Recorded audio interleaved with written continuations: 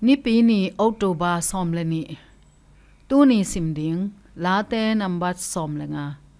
to pa o na biakin sunga kwa omding a hi hiam na mol sang tho tunga kwa teng ding a hi hiam late number som le nga tang khat na pasien to ki khol na Ray Pritchard ina Man of Honor chi alai bugel na sunga han huang khat sunga avapai na thu jam te hi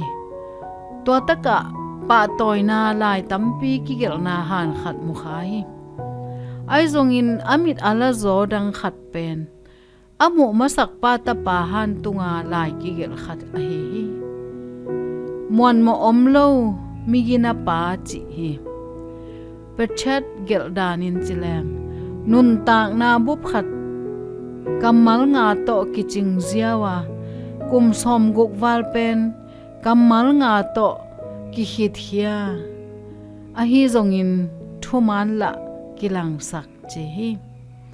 late number som lenga tang khata mi te koi chidan chi dot na te imu hi to pa o na biakin sunga kwa omding a hi na mol siang tho tunga kwa teng ding a hi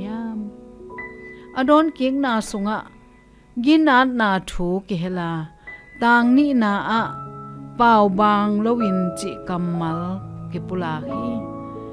pau bang lowin gam ta in amanin na sema lungsim tak again mi na chi tang khat na adot na le tang ni na adon na akigom jangin pasian to ki khol na thu na ko hi late dangte sunga a om lai khem pe in jong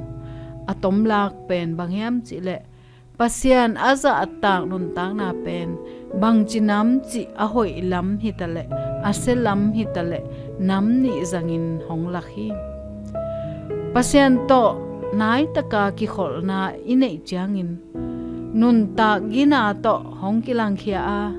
adiakin khasyang tho hu na tung tonin mirang te tunga ibol dan to hong kilang hi to pen apa to chitak taka ki kholna anei jesu umin izui chianga inei nun ta na nam a hi pasien to nakinai na thu to kisai nanun tak na in hongbang chigen hiam jesu to anai zo a nakizop theinang bang